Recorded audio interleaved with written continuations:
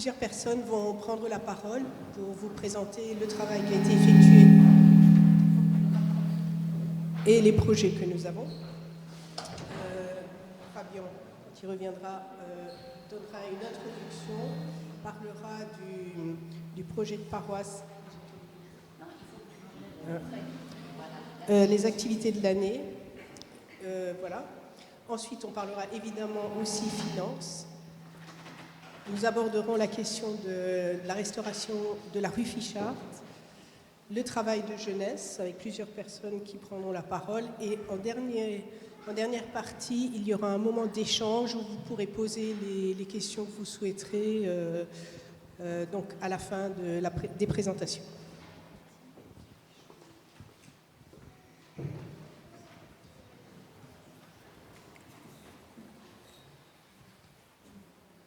Alors, quelques mots pour redire l'ADN de la paroisse du Bouclier, à l'heure où, vous l'avez peut-être déjà entendu, les paroisses de centre-ville sont en train d'imaginer des mouvements, des rapprochements les unes avec les autres, notamment Temple-Neuf et Saint-Thomas.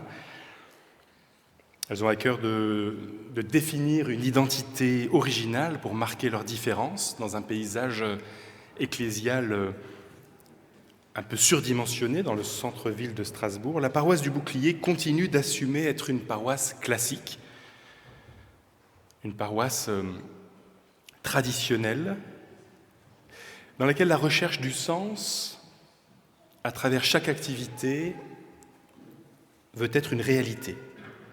Et le projet de notre paroisse de proposer à chacune et chacun un lieu, un temps à habiter. Non pas une église qui serait un musée à visiter, quoiqu'en ce moment il y a des magnifiques coquelicots, mais pas un musée à visiter, mais une maison dans laquelle on se retrouve, dans laquelle on vit, dans laquelle on expérimente, on discute, on se dispute, et on envisage ensemble l'avenir. La dimension d'un protestantisme réformé y est une réalité assumée avec les particularités que ça implique en termes de théologie. Et un exemple cette année fut l'occasion de la fête de la Réformation en octobre, autour de 2 événements, la conférence « Continuer à traduire la Bible » avec Olivier Millet et Frédéric Boyer, et le culte de réformation autour de la tradition des psaumes avec le pasteur Philippe François. C'est que le Bouclier garde la volonté d'un ancrage communautaire fort, centré sur l'événement du culte, mais aussi sur des activités paroissiales et la formation par l'enseignement à plusieurs niveaux. Et là, j'insiste sur la réalité de la paroisse, une formation qui a la prétention d'accompagner chaque âge de la vie. On a l'impression parfois que le Bouclier, on ne parle que de jeunesse, mais c'est des activités qui s'adressent à toutes les catégories, en passant par les jeunes adultes, qui sont souvent les grands oubliés de nos églises. C'est l'accompagnement de toute personne en recherche de sens, avec les formations catéchétiques, les formations bibliques, les temps d'écoute et d'accompagnement pastoral, individuel et familiaux.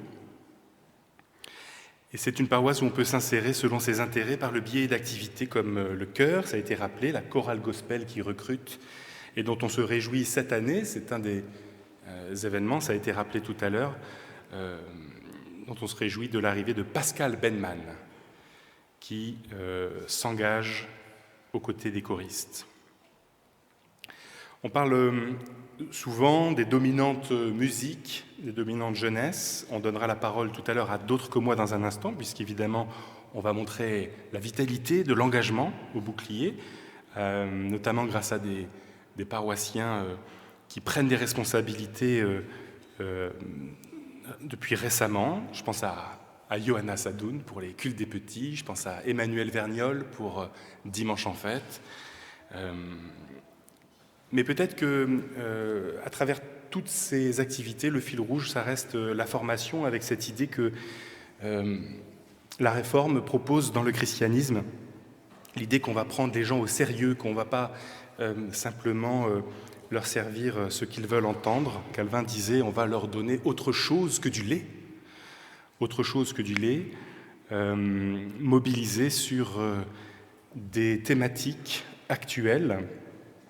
Et je pense à l'occasion de réfléchir à la montée de l'extrême droite, le 20 juin dernier, entre les 2 tours des élections européennes, avec une soirée de réflexion particulièrement appréciée, si on en juge à la fréquentation. L'Église alors est dans son rôle en offrant une présence, en accompagnant et en favorisant l'écoute, le débat, le questionnement, mais aussi, et je le dis ici, ça a été relevé ailleurs, en proclamant sans pudeur le message de l'Évangile quand, dans la société, certaines bases semblent vaciller. Un engagement politique, donc, au sens noble, qui se traduit par le choix, notamment, des sujets des thés au café cette année, qui répondent à une demande de reprise de questions de base, mais des questions qui sont problématisées. Donc pas simplement une dogmatique, un catéchisme, mais une manière d'actualiser la foi. C'est aussi l'ambition des partages bibliques, avec une année un peu charnière pour ces partages bibliques, puisque ça rejoint aussi la question du deuxième poste. C'était Djegosh Kuyawa qui avait en charge ces partages bibliques, que j'ai repris après son départ.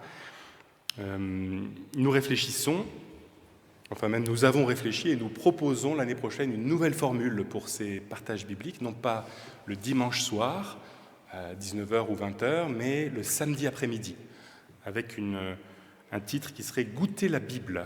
Goûter la Bible, eh oui, puisque c'est à l'heure du goûter. Et donc vous venez à 16h30. On est fort, hein. Je vois les visages qui approuvent. Et ça, c'est le sens de la formule des conseillers presbytéraux. Goûter la Bible à 16h30. Et l'idée est de s'adresser notamment aux gens qui sont déjà là, puisqu'il y aura le culte des petits au même moment, avec beaucoup de parents qui accompagnent leurs enfants et qui parfois se demandent ce qu'ils peuvent faire. Donc on aura déjà un public et vous êtes toutes et tous invités à découvrir cette nouvelle formule, donc à partir de la rentrée. Et je dirais pour conclure que même si nous avons besoin de ces temps un peu forts, le bouclier se démarque par la volonté de faire primer le local sur l'événementiel. C'est peut-être la marque de fabrique de la paroisse.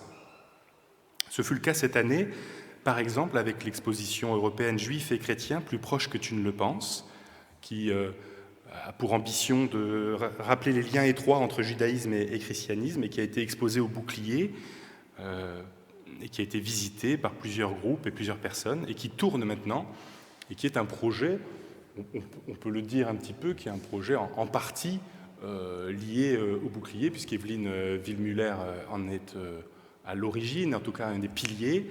Djegosh et moi-même y avons contribué. Donc cette idée que la paroisse locale, l'église locale est force de proposition, elle n'attend pas que tout tombe d'en haut. C'est à nous de d'entreprendre et de faire remonter les idées qui sont importantes à nos yeux. Je l'ai évoqué, et donc je dis un mot aussi maintenant du deuxième poste, qui est dans les esprits, puisque ça a été largement communiqué. Notre vicaire Djegosh Kuyawa, qui devait initialement rester jusqu'à la fin de l'année, après une expérience compliquée à Plopsheim, soutenu par le Conseil presbytéral, a répondu favorablement à une proposition de l'Église allemande. Et aujourd'hui, le Conseil presbytéral forme le vœu que le travail accompli dans non seulement la réflexion, mais aussi la production d'une fiche de poste adaptée et d'un cahier des charges soit reçu favorablement par la direction d'Église. Il y avait vendredi, donc il y a 2 jours, une réunion consistoriale au cours de laquelle il nous a été possible, en tant que réformer, donc coopter, inviter, de faire valoir ce projet. Nous avions invité Jean-Luc Sadorge, vice-président de l'UEPAL au Conseil presbytéral, ce qui l'avait touché. Nous avions pu lui faire part de nos desiderata. Et vendredi dernier, j'ai eu l'occasion, avec Mathias Ditsch, président du consistoire, d'appuyer encore cette demande. Et il nous a assuré qu'elle était légitime et qu'il la défendait. Donc, l'espoir est permis. Et je dirais pour ma part que nous en sommes plus qu'à l'espoir, puisque on s'est quitté en se disant maintenant il faut valider cette idée. D'autant plus qu'elle est soutenue par les collègues luthériens. Se posera la question du logement qui avance, nous en aurons un écho dans un instant. Mais l'idée est que nous puissions recevoir dans les meilleures conditions un pasteur cet été.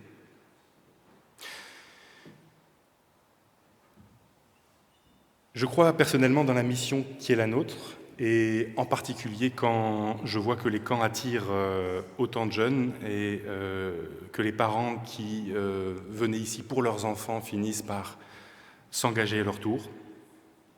Mais aussi quand au Jardin d'Alsace, l'Assemblée grandit d'année en année parce que les gens viennent au culte pour prendre la parole, pour dire ce qu'ils croient, ce qu'ils souhaitent pour leur Église.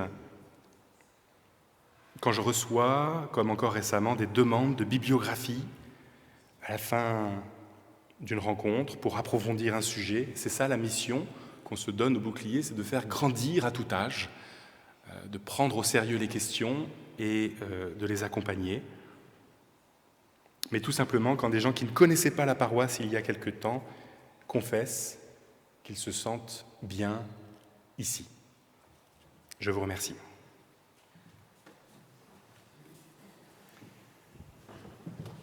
Donc vous pourrez poser des questions plus tard. Et je passe la parole à Lionel Salou, qui est notre trésorier, qui va présenter les bilans.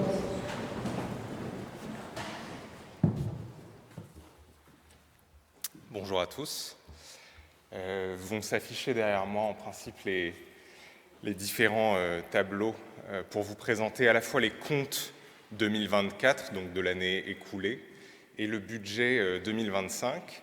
En introduction, voilà, je vous dis qu'on va passer assez rapidement sur ces chiffres, mais essayer de vous en donner une vision synthétique. Mais si vous avez envie d'en savoir plus, ils sont évidemment publics et disponibles au secrétariat.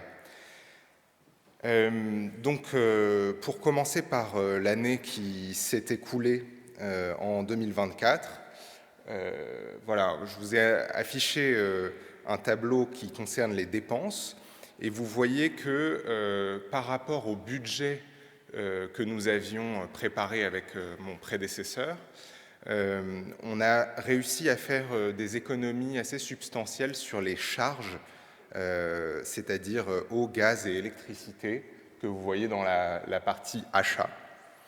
On a aussi décidé de contribuer à l'entraide et solidarité protestante à hauteur de 12 500 € et à l'association culturelle à hauteur de 13 000 €, ce qui explique la différence que vous voyez dans la partie contribution, que je ne vois pas là, mais voilà, en rouge. Enfin, les travaux de la rue Fichart ayant pris du retard, nous n'avons pas commencé à payer les intérêts qui avaient été budgétisés pour 2024, ce qui nous permet, on va le voir dans un instant, d'arriver à l'équilibre pour l'année 2024, mais ces intérêts sont évidemment reportés en 2025, et donc nous allons les voir affichés au budget 2025.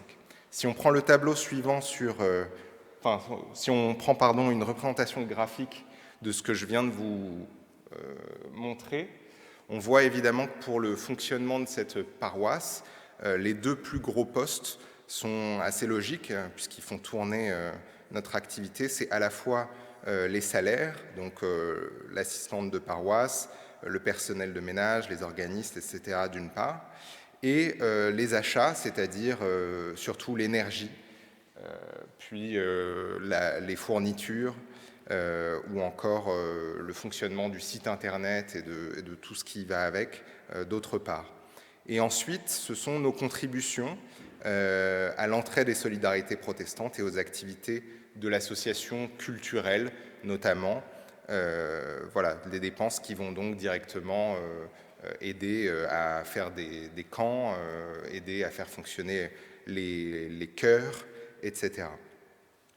On peut passer cette fois-ci aux recettes de 2024.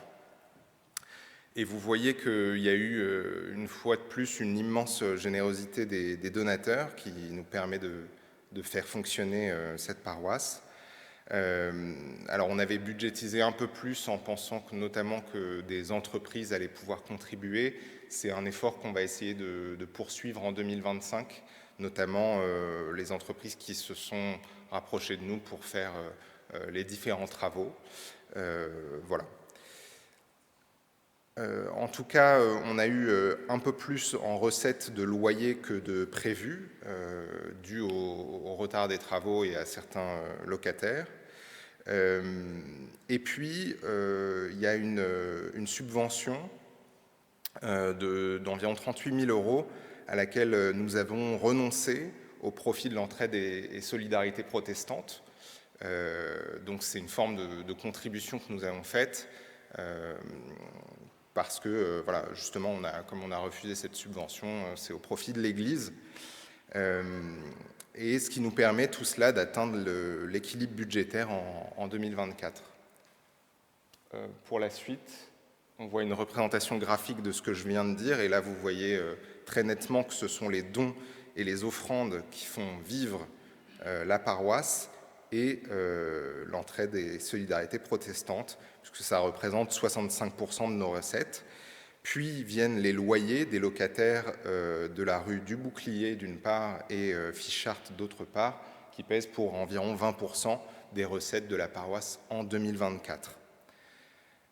On peut passer cette fois-ci au budget qui a été préparé, donc vous le voyez au regard des comptes 2024. Et pour vous dire qu'en 2025, nous allons rester assez conservateurs, avec en tête la préservation de la trésorerie, qui est un peu le fil rouge de nos activités. Vous dire aussi que malgré une aide que nous venons de recevoir de l'Eurométropole de Strasbourg, qui nous a aidés dans la rénovation du presbytère, on prévoit pour 2025 un déficit qui est dû aux emprunts que je vous ai présentés juste avant, sachant que nous devons encore décider de la manière dont les flux vont être gérés et dont vous parlera Jean-François après vis-à-vis de ce projet de la rue Fichart. Pour conclure, j'aimerais vous dire qu'on reste assez vigilant en l'absence des loyers qui sont habituellement perçus et sur lesquels on ne peut pas compter en ce moment, et que nous faisons un effort certain pour réduire les dépenses, notamment les énergies, les fournitures, et en comptant évidemment sur la générosité des donateurs. Le but derrière tous ces chiffres qui sont un peu froids, c'est au contraire de faire vivre notre communauté, de l'animer, d'avoir des paroissiens heureux dans toutes les activités que nous entreprenons. Je vous remercie.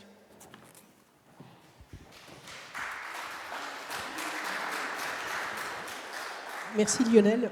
Je vais passer la parole à Jean-François qui va vous parler de la rue Fichart, qui nous occupe quand même un peu, et lui surtout, au conseil presbytéral. Mais comme disait Lionel, l'idée c'est quand même que les activités de la paroisse puissent continuer comme toujours. Bonjour. Donc je vais vous faire un petit compte-rendu sur le chantier du bouclier, pas du bouclier, de la rue Fichart. Alors, à cet instant, la restructuration, du moins la déconstruction, est finie. C'est une bonne nouvelle. Ça veut dire qu'on a attaqué, il commence à attaquer les cloisons, la mise en place, donc la colonne d'eau, la colonne de gaz, la colonne d'électricité. C'est quand même une restructuration profonde. Tout ça, c'est déjà en place et on commence à repérer sur la rue Fichart les différents appartements, cette restructuration qui a été mise en place.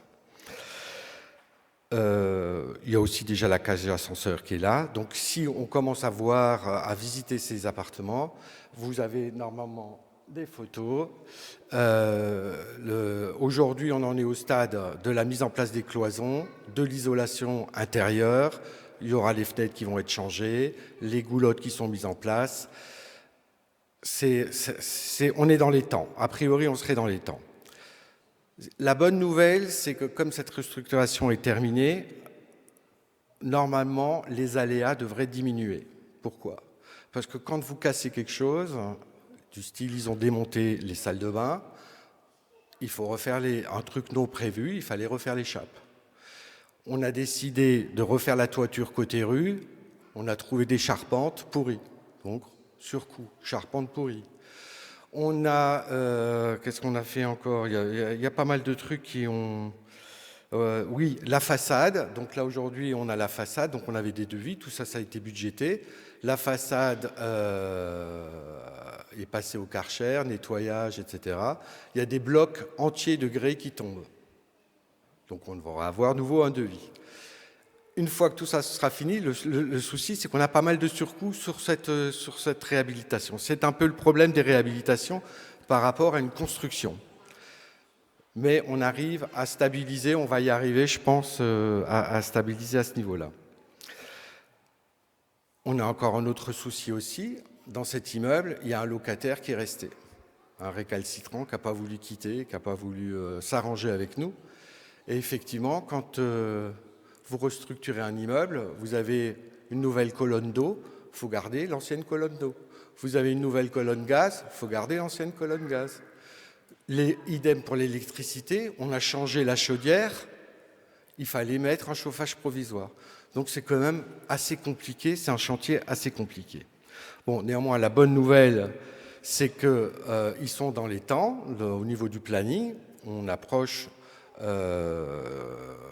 le planning, pour l'instant, est respecté au niveau du chantier.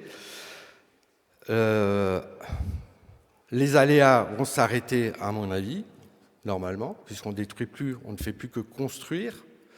Par contre, notre budget de financement, bien sûr, on n'est plus trop dans le coup, puisque aujourd'hui, on avait un budget de 2,5 millions. À l'heure actuelle, avec tous les aléas, façades, poutres, etc., on arrive à 3,1 millions. Donc on dépasse largement notre prévisionnel. Bon, néanmoins, on ne s'inquiète pas, parce que quoi qu'il arrive, on valorise le patrimoine. On aura donc 16 appartements tout neufs. On a des solutions, on pourra toujours se séparer d'un ou deux appartements pour financer ce surcoût. Quoi qu'il arrive, le patrimoine reste intact, sera valorisé, les loyers seront augmentés. Notre demande actuellement, c'était, on impose, on a demandé, l'architecte va le tenir, du moins le maître d'œuvre, va nous dire un appartement témoin pour juillet, ça c'est le délai, qu'on réservera pour le deuxième poste pasteur. Donc là, on aura normalement notre appartement témoin réservé pour le pasteur en juillet-août. La livraison des appartements d'après le planning devrait être faite fin octobre, mi-novembre, pour une mise en location tout de suite en novembre pour tout louer, essayer de tout louer au 31-12, voire fin janvier. Voilà les objectifs. Je pense qu'on y arrivera. Merci.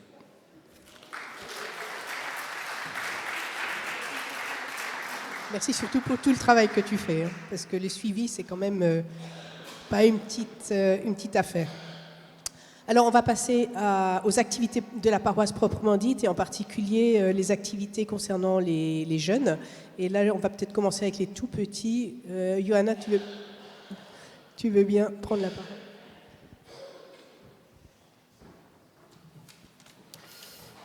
Bonjour à tous. Alors, le culte des tout-petits s'adresse aux enfants de 0 à 6 ans, accompagnés des parents, des grands-parents, des oncles, des tantes, des frères et des sœurs. Il y a 7 rencontres dans l'année qui ont lieu le samedi à partir de 16h30. C'est un temps où la spiritualité se vit par le corps et nous permettons aux enfants de s'approprier l'espace du temple, de se sentir un peu plus chez eux. Les rencontres sont très ritualisées puisque nous avons des enfants très petits, donc ça leur permet de leur donner des repères, de créer un espace familier, et les enfants ont envie de revenir et se créent des habitudes. Ils se sentent plus à l'aise.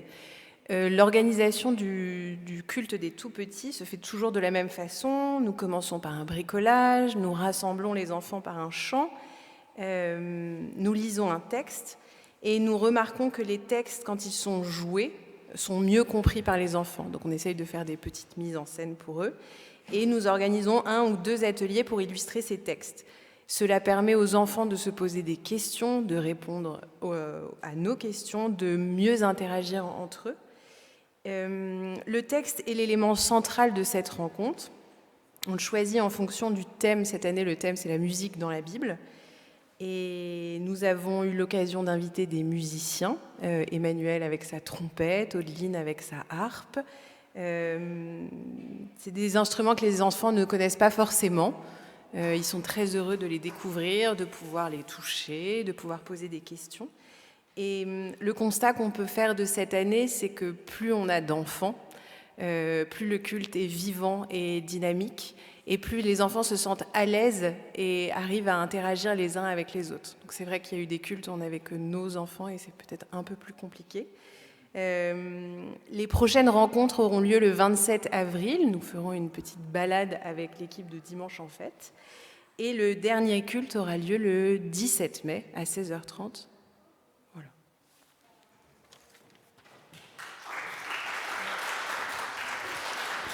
Merci. On passe aux enfants un peu plus âgés. Anne, tu veux bien prendre là? Oui. On ne te l'avait pas dit? Ah, c'est Juliette, pardon. C'est Juliette. Bon, voilà, excuse-moi.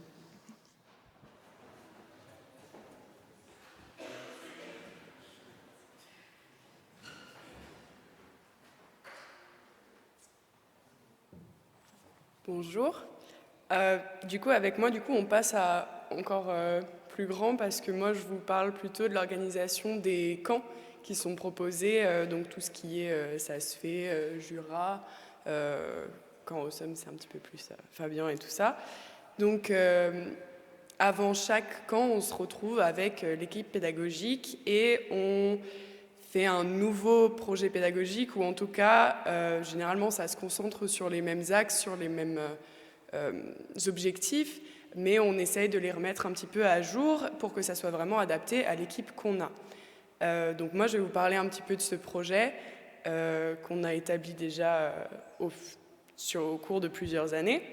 Donc le premier point qui est un point aussi important que les autres, tout ça, c'est l'ouverture au monde et à la nature. Donc ça, c'est quelque chose qu'on peut accomplir avec les jeunes grâce à déjà les endroits où on va, que ça soit, ça se fait en Suisse pour faire du ski ou que ça soit dans le Jura, dans le Doubs, dans tout ça.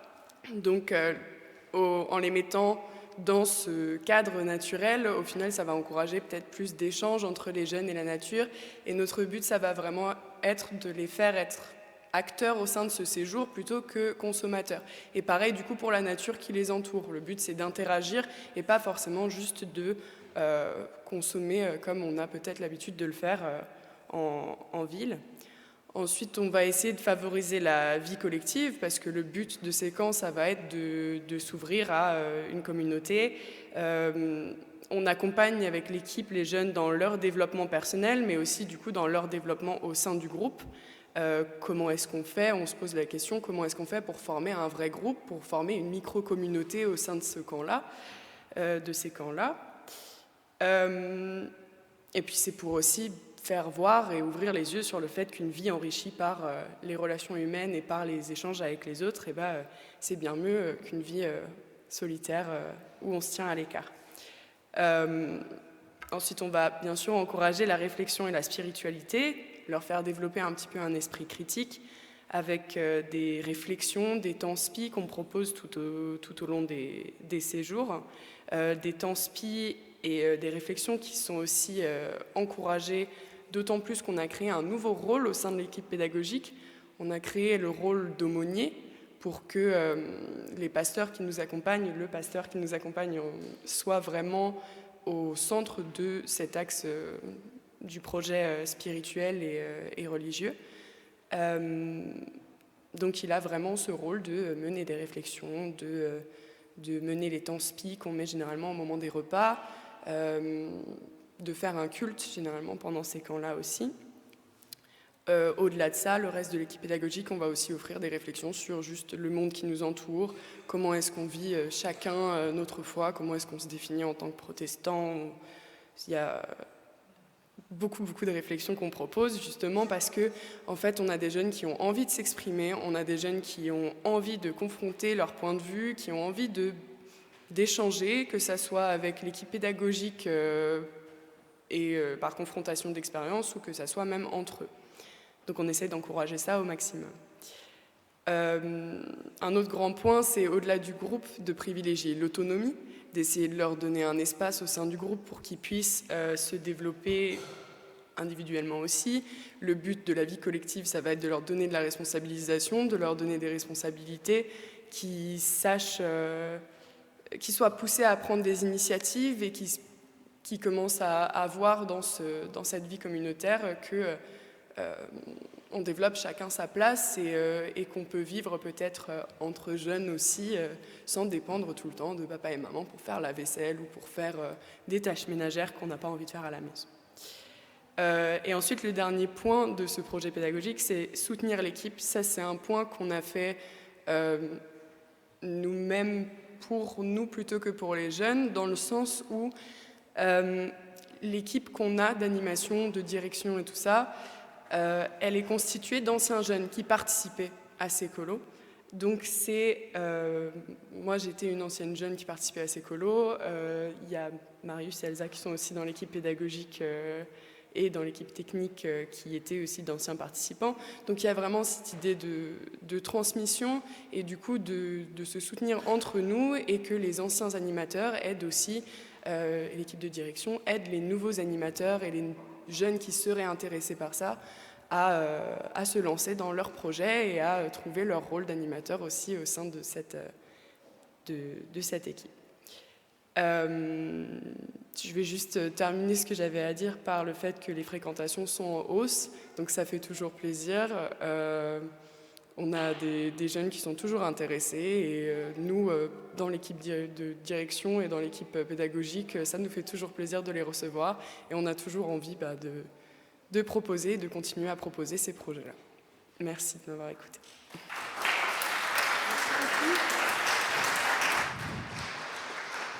Alors, le dernier à qui je vais passer la parole avant le temps d'échange dont nous avons parlé, c'est Peter James. Alors, on profite depuis le Covid quand même de tout l'équipement visio, de la projection lors des cultes, de la diffusion sur Internet et par Zoom, et ça suppose un gros travail technique, mais aussi de formation des gens, parce que vous voyez que les gens se relaient derrière les ordinateurs, et ça, c'est quand même Peter qui est la cheville ouvrière, donc il va vous raconter. Merci Martine. Effectivement, il y a 5 ans, nous vivions un certain nombre d'événements, et rappelez-vous, le 26 avril 2020, certains y étaient, nous vivions notre premier culte par Zoom. 5 ans après, quel est le bilan que nous pouvons tirer? Je vous ai remis un petit peu l'historique de l'installation. En mars 2021, vous avez vu apparaître dans le temple ces petites bêtes blanches qui s'allument, qui tournent, qui ne font pas trop de bruit et qui nous servent à diffuser en direct les différentes images auprès des paroissiens. Si nous faisons un bilan modestement, et j'espère pouvoir parler en votre nom, je crois que le service est apprécié. En tout cas, les retours que vous me faites, et j'en vois Cléopine, merci beaucoup pour vos retours. C'est un service que nous mettons à disposition de vous qui êtes à distance aujourd'hui, qui ne pouvaient pas venir ou qui ne voulaient pas venir pour des raisons qui vous appartiennent, et c'est tout à fait votre droit. Et nous sommes ravis de vous proposer cette possibilité de voir le culte en direct. C'est une possibilité pour vous aussi, qui êtes aujourd'hui physiquement dans le temple, de revoir le culte par la suite, peut-être de réécouter ce que le pasteur a dit, recomprendre, voir si vous n'aviez pas compris, refaire un petit tour, ou chanter, puisque les chants sont aussi disponibles, et donc c'est la possibilité de reparticiper au culte. Je crois pouvoir dire aussi que c'est un outil d'ouverture au monde et de valorisation de la paroisse. Et Fabien, tu parlais de la paroisse sous divers angles. J'ai entendu dire, il m'a été dit, on m'a rapporté que certains d'entre nous sont venus au culte, ou viennent au culte, après avoir regardé les enregistrements sur YouTube. Et donc c'est une bonne nouvelle aussi que cette parole spécifique du temple du bouclier soit disponible pour au-delà du mur dans lequel nous sommes. Et puis c'est une technologie, tu en parlais Martine, une technologie moderne. Le conseil presbytéral de l'époque a choisi d'investir et je trouve que c'est un bon investissement en termes de technologie. On va essayer de vous montrer ce que nous avons devant les yeux tous les dimanches matins, juste pour vous montrer à quoi ça ressemble. Voilà, c'est notre quotidien et c'est avec ça que nous diffusons, que nous choisissons, que nous présentons les images. Ça fait très peur, je comprends. Rassurez-vous, c'est très simple. Et Johan qui vit ça pour la première fois aujourd'hui, vous voyez, il est encore là, il n'est pas liquéfié. Si. Et donc, nous avons en tout cas une technologie qui nous permet de donner un service de qualité. On m'a demandé de donner quelques chiffres aussi. Alors, quelques chiffres, je vais essayer de ne pas vous assommer. Le direct, donc vous savez que le dimanche matin, vous pouvez regarder en direct. Si tu peux passer à la slide suivante, l'image. Sur Zoom, nous avons en moyenne 15 à 25 personnes qui... Non, c'était l'image d'avant. Voilà. Donc sur Zoom, en moyenne, 15 à 25 personnes qui se connectent le dimanche matin en direct pour écouter. Et nous voyons depuis un certain nombre de mois un phénomène identique sur YouTube. Vous avez la possibilité sur YouTube de regarder en direct le culte, avec 10 secondes de différé. Et il y a aujourd'hui entre 10 et 15 personnes qui se connectent sur YouTube pour regarder en direct. Ça, c'est le direct. Et puis ensuite, il y a la vie de l'enregistrement dans le monde entier. Et là, nous avons des chiffres assez sympathiques en termes d'évolution.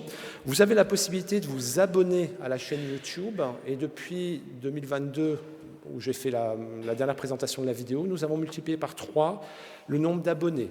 377 hier soir, pour être très précis. J'y reviendrai dans un instant. Et puis, j'ai aussi regardé sur un an que deviennent les enregistrements, qui regardent, combien de temps est-ce que les enregistrements sont regardés. Et donc, alors là, c'est là où les chiffres se corsent. Sur 365 années, 1835 heures de visionnage. Donc pendant un an, 1835 heures ont été consacrées à regarder les enregistrements. J'ai fait un tout petit calcul. Ça veut dire qu'à peu près tous les jours, pendant un quart de la journée, il y a quelqu'un qui est en train de regarder un des enregistrements du bouclier, un des cultes, une des vidéos, une des veillées. Et je trouve ça absolument remarquable. L'ensemble des enregistrements ont été vus 13 700 fois sur l'année, avec quelques pics. Alors un culte en moyenne, c'est 200-250 vues, mais c'est des vues qui peuvent être... Il y a des gens qui sont en train de regarder un culte de 2022 en ce moment, pour des raisons qui leur appartiennent, mais ils ont la possibilité de se plonger dans l'histoire. J'ai regardé sur la dernière année les enregistrements qui ont eu le plus de... Je ne sais pas si il faut dire succès, ça ne se dit pas. Le plus de vues sur YouTube, c'est la veillée de Noël, avec plus de 1100 personnes qui ont regardé la veillée de Noël après coup. Et la veillée d'avant du cœur de décembre 2024 a été regardée 900 fois. Donc vous voyez un petit peu l'impact que peut avoir cette technologie et cette possibilité que nous mettons au service du travail de la paroisse et au service, osons le mot, au service de l'évangélisation. Un dernier chiffre qui est affiché là, et j'arrête avec les chiffres après. Si vous êtes sur YouTube, si vous connaissez YouTube, quand vous vous connectez sur l'écran d'accueil, vous avez une proposition de vidéo à regarder qui est fait en fonction de votre profil, des algorithmes, etc. Enfin, je ne rentre pas dans les détails. Sur un an, les vidéos du bouclier ont été proposées plus de 150 000 fois à l'affichage. Pas forcément été vues, mais au moins ils ont été affichés. Et cet affichage, on voit des chiffres très intéressants, Un tiers de ces affichages, c'est les spectateurs qui ont l'habitude de regarder des vidéos du bouclier, ce qui veut dire que 2 tiers des affichages, c'est des gens qui n'ont pas l'habitude de regarder, ce que YouTube appelle les nouveaux spectateurs. Voilà, quelques chiffres pour vous montrer, cet affichage, vous le voyez, 154 000 affichages, c'est 2 fois plus que le bilan que j'ai pu faire en 2022. J'ai fini avec les chiffres, je voudrais quand même profiter de la parole qu'on me donne encore quelques instants pour vous parler de la suite. La suite, c'est vous qui allez pouvoir nous aider. On parlait, Fabien, tu parlais tout à l'heure des besoins des paroissiens. Les chiffres que je viens de vous évoquer sont bons, mais à l'échelle de la planète, ça reste quand même très modeste.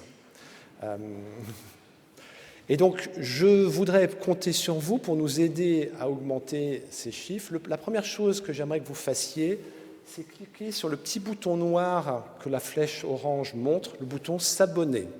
Nous sommes dans la paroisse, plus de 600-700 paroissiens enregistrés dans la base de données. On a 377 abonnés. Et dans les 377, il n'y a pas que des paroissiens. Ça veut dire que certains parmi vous, et certains parmi vous à distance, n'ont pas encore cliqué sur « S'abonner ». Donc faites-le cet après-midi, s'il vous plaît. C'est important parce que ce chiffre d'abonnement montre à YouTube l'intérêt des gens pour la chaîne et pour les vidéos que nous pouvons projeter. Faites-le vous-même et puis parlez-en à vos amis pour qu'ils s'abonnent aussi. C'est aussi un bon moyen pour eux de voir les vidéos et de pouvoir les regarder.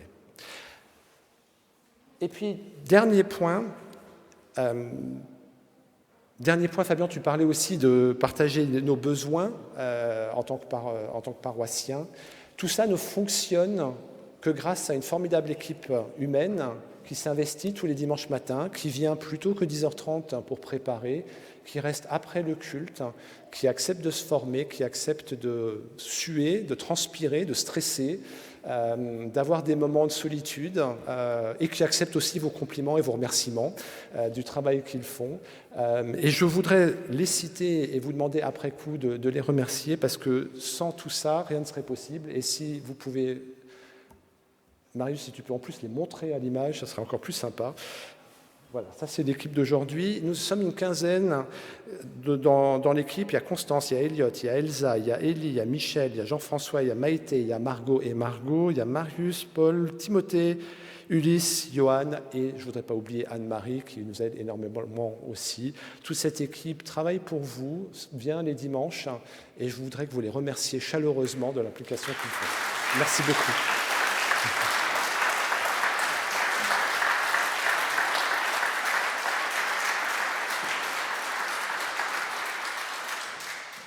C'est un beau projet de paroisse qui permet aussi de mettre les jeunes en action pour le bien de tout le monde. Alors, on pourrait présenter encore d'autres choses, mais je propose maintenant qu'on utilise le dernier temps pour des échanges. Donc, si vous avez des observations, des questions, essayez de les synthétiser, mais voilà, la parole vous appartient.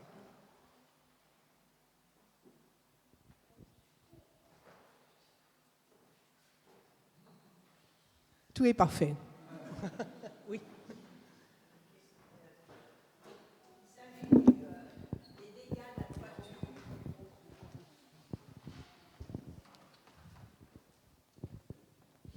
Est-ce que les dégâts de la toiture, je crois que la réparation en revient à la ville, et je voulais savoir si ça a évolué de ce côté-là. Alors, merci. Ouais. Ça n'évoluait pas tellement jusqu'à ce que la maire de Strasbourg, Jeanne Barzéguian, soit invitée par la présidente de l'UEPAL qui, un peu à mon grand étonnement, a mentionné parmi les points importants la toiture du bouclier. Dans les 3 jours qui ont suivi, après plusieurs mois d'attente, j'ai reçu des mails successifs de tous les responsables des bâtiments de la mairie. Et donc un rendez-vous est prévu pour prendre acte du planning à venir. Ce que je sais, c'est que par ailleurs le marché a été attribué, donc les choses avancent lentement, mais sûrement. Alors on espère que les travaux pourraient commencer après le prochain marché de Noël. Ce qui est un peu paradoxal, c'est que à l'époque, on m'a expliqué que les travaux n'auraient pas lieu en hiver et que donc il faudrait attendre la fin de l'hiver. Voilà, donc mais si on réfléchit comme ça, on peut attendre longtemps. Voilà, ce que je sais.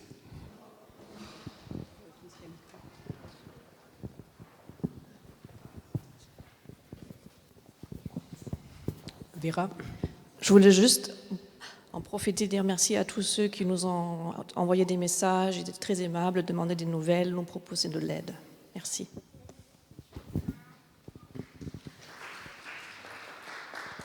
Voilà.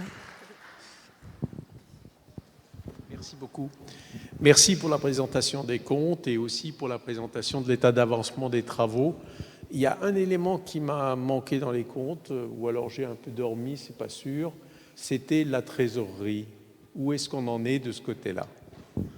Lionel.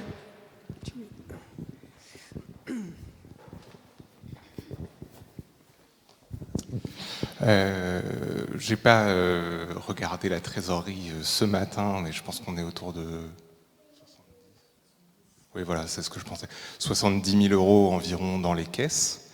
Comme je le disais, il faut y veiller comme le lait sur le feu. Et donc, voilà, on a en tête le fait qu'il faille la préserver, notamment parce que on a quelque chose qui est inhérent à notre fonctionnement, c'est que les dons qui représentent, comme vous l'avez vu, peut-être 55% de nos recettes, arrivent le plus souvent en décembre. Et donc, voilà, c'est pour ça qu'il faut faire le dos rond. Et on en a particulièrement conscience en ce moment, puisqu'on reçoit très peu de loyers qui sont, eux, plus constants. Merci. Autre intervention? Oui. Fabien parle souvent, je trouve que c'est très bien, il dit que les chrétiens sont les plus persécutés dans le monde. Et moi, ma question par rapport à notre paroisse, quand on fait un don, est-ce qu'il y a une partie qui va, par le circuit général des églises, je ne sais pas, aux chrétiens d'Orient?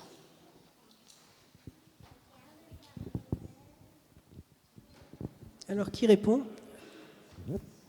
C'est le trésorier? C'est tout ce que nous reversons, non? Il y a une part qui part. Oui, voilà, c'est ça. Donc, les dons, comme vous l'avez vu dans la partie de ce que nous, on appelle des dépenses, on fait des reversements à la fois à l'entrée des solidarités protestantes, aussi à la diaconie. Alors cette année, c'était moins que d'habitude, justement parce qu'on avait moins de recettes, et à l'association culturelle du Bouclier. Et donc ensuite, c'est à la fois l'ESP, l'entrée des solidarités protestantes, et la diaconie qui redistribuent ces dons en fonction des besoins des différents acteurs. Alors ça va être soit des paroisses qui sont dans des besoins urgents en France. Et je ne sais pas exactement, peut-être Fabien, tu peux compléter ma réponse sur ce qui est fait à l'international. Oui, en fait, pour répondre à ta question, il y a deux formes de reversement indirect. Il y a la décision de la paroisse de verser une partie de ses recettes en diaconie, ce qu'on appelle en diaconie, donc mais en reversant à l'UEPAL qui redistribue. Et puis il y a les collectes affectées de certains dimanches qui sont prélevés en fait par l'UEPAL à destination de projets différents. Et parmi ces projets, assez régulièrement, les chrétiens d'Orient sont cités sur des projets spécifiques. Voilà.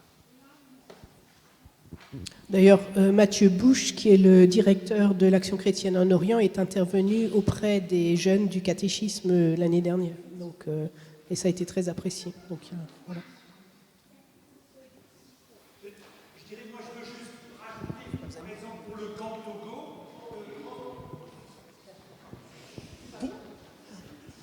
Pour le camp Togo, chaque année depuis 24 ans, on consacre 3 000, 4 000, 5 000, parfois 8 000 ou 10 000 euros pour des enfants, pour des jeunes, pour de la formation professionnelle, pour avoir une identité des jugements supplétifs, pour avoir une formation à des métiers futurs, etc. Donc, je dirais que c'est aussi une manière de contribuer.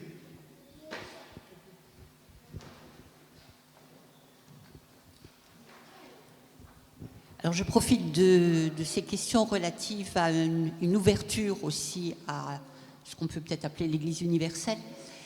D'abord, pour me réjouir de toutes les activités au sein de la paroisse, et aussi peut-être pour rappeler l'importance dans laquelle la paroisse a toujours été engagée d'une ouverture vers l'extérieur. Je veux dire par là, je pense par exemple au fait que, à nouveau, cette année, un petit groupe ira au Kirchentag. Ce sont des démarches importantes qui permettent aussi d'ouvrir l'horizon.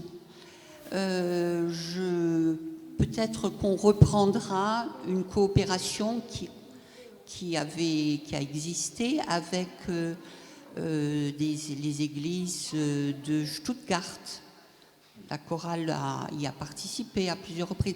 Voilà, donc je suis un petit peu là pour rappeler ce que je considère comme une dimension importante d'une ouverture déjà vers nos proches voisins. Et j'ai envie je me permets d'insister un petit peu là-dessus, y compris au regard de ce qui se passe actuellement au niveau européen. On a une vieille tradition ici, et j'exprime le souhait lors de cette Assemblée générale qu'on puisse la poursuivre. Un des aspects, c'est la présence de Maïté aujourd'hui, et qui est entourée par ses amis volontaires. Donc le partenariat avec Visa International, qui est important pour la paroisse, le fait qu'il y ait des liens qui soient maintenus avec l'Allemagne, mais pas seulement. Voilà. Oui, moi je pourrais juste ajouter que le bouclier accueille souvent des gens qui viennent d'ailleurs, qui sont à Strasbourg pour des raisons diverses.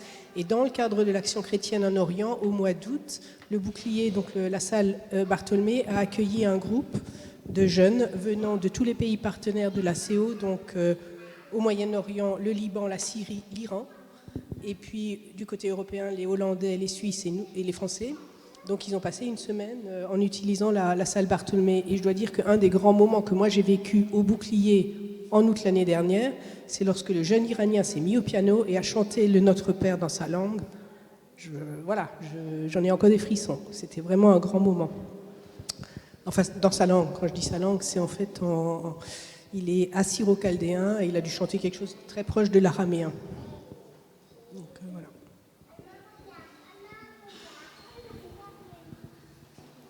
Y a-t-il d'autres interventions? Vous avez faim?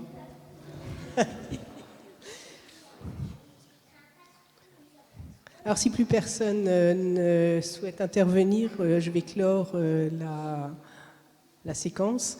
Je voudrais aussi rappeler, Johanna en a parlé tout à l'heure, qui est la rencontre des petits avec Dimanche en fête, et on en profitera pour faire aussi la balade de paroisse en même temps, puisque pendant quelques années, il y avait une promenade de paroisse le 8 mai, et cette année, elle n'aura pas lieu, et elle sera greffée sur cette sortie à Dossenheim à la fin du mois d'avril. Sachant que de toute façon, le samedi de Pâques, il y a aussi la sortie à Durbach. Donc vous êtes tous cordialement invités à participer à ces activités qui sont une autre façon de nouer des liens. Intergénérationnels, oui, bien sûr. Voilà, écoutez, je vous remercie d'être restés pour ce moment d'Assemblée générale. Évidemment, le repas, c'est aussi un moment où on peut continuer la discussion. Et donc, voilà, je vous souhaite un bon dimanche, bon appétit aussi.